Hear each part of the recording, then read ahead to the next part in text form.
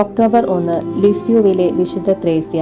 ചെറുപുഷ്പം എന്നറിയപ്പെടുന്ന Maria Francis Teresa Martin 1873 ജനുവരി 2 ഫ്രാൻസിലെ അലൻസോണിൽ ജനിച്ചു.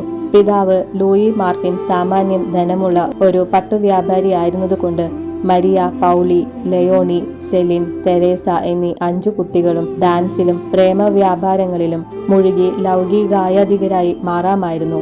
എന്നാൽ 4 പേർ കർമ്മലീത്ത സഭയിലും ലയോണി വിസിറ്റേഷൻ സഭയിലും ചേരുകയാണ് ചെയ്തത്. തെരേസായ്ക്ക് 4 വയസ്സുള്ളപ്പോൾ അമ്മ സെലിഗ്വരിൻ മരിച്ചു.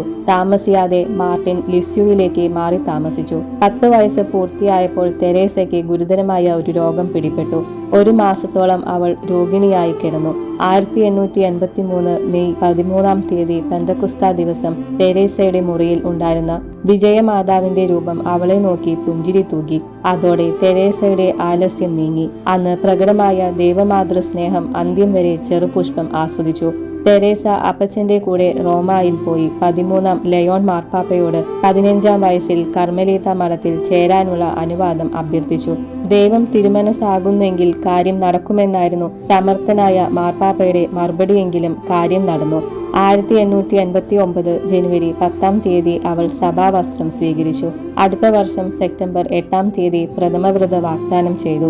അപ്പോഴേക്ക് പിതാവ് മാനസിക രോഗവും തളർവാദ രോഗവും പിടിപെട്ട് കായേൻ ആശുപത്രിയിൽ കിടപ്പായി. 1893 മുതൽ ഏതാനും കാലം നവസന്യാസിനി ഗുരുവായി ജോലി ചെയ്തിട്ടുണ്ടെങ്കിലും 24 വർഷം മാത്രം നീണ്ടുനിന്ന ആ ജീവിതത്തിന്റെ അവസാന ഭാഗം ക്ഷയരോഗത്തിൽ കഴിഞ്ഞു. ദൈവമേ, ഞാൻ അങ്ങയെ സ്നേഹിക്കുന്നു എന്ന് ഉരുവിട്ടുകൊണ്ട് 1897 സെപ്റ്റംബർ 30 ചെറുപുഷ്പം അടർന്നു വീണു. സ്വർഗത്തിൽ നിന്ന് ഞാൻ റോസാപുഷ്പങ്ങൾ വർഷിക്കുമെന്ന വിശുദ്ധയുടെ വാഗ്ദാനം ഇന്നും നിറവേറ്റിക്കൊണ്ടിരിക്കുകയാണ്. മരിക്കുന്നതിനു മുമ്പ് തന്റെ ജ്യേഷ്ഠ സഹോദരിമാരുടെയും മഠാധിപയായ ഗോൺസഗാമയുടെയും ആജ്ഞാനുസാരം ആത്മകഥ എഴുതി. തെരേസയുടെ ആധ്യാത്മിക ശിഷ്യത്വവും സമ്പൂർണ്ണ ആത്മസമർപ്പണവും കുറുക്കുവഴിയും ആ സുന്ദര ഗ്രന്ഥത്തിന്റെ താളുകളിൽ സുലളിതമായ ഫ്രഞ്ച് ഭാഷയിൽ എഴുതിയിരിക്കുന്നു. നവമാലിക എന്ന അവളുടെ ആത്മകഥയും വിശുദ്ധ എഴുതിയ കത്തുകളുടെ സമാഹാരവും അന്തിമ വചസ്സുകളും ആധ്യാത്മിക ഗ്രന്ഥങ്ങളിൽ അതിശ്രേഷ്ഠമായ സ്ഥാനം നേടിയിട്ടുണ്ട്.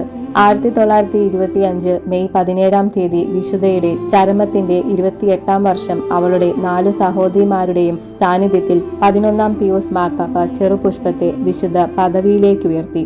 ആധുനിക ലോകത്തിലെ ഏറ്റവും വലിയ വിശുദ്ധ എന്ന് വിശുദ്ധ 10ാം പിയൂസ് മാർപ്പാപ്പ കൊച്ചു ത്രേസ്യയെ വിശേഷിപ്പിച്ചിട്ടുണ്ട്.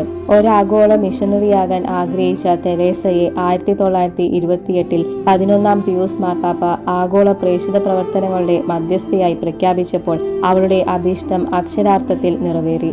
വിശുദ്ധ ജോൺ പോൾ രണ്ടാമൻ വിശുദ്ധയെ 1997 വേദപാരംഗതയായി പ്രഖ്യാപിച്ചു. 3ാമത്തെ വയസ്സ് മുതൽ നല്ലവനായ എന്റെ ദൈവത്തിന് യാതൊന്നും ഞാൻ നിഷേധിച്ചിട്ടില്ല. വിശുദ്ധ കൊച്ചു ത്രേസ്യയുടെ വാക്കുകളാണ്.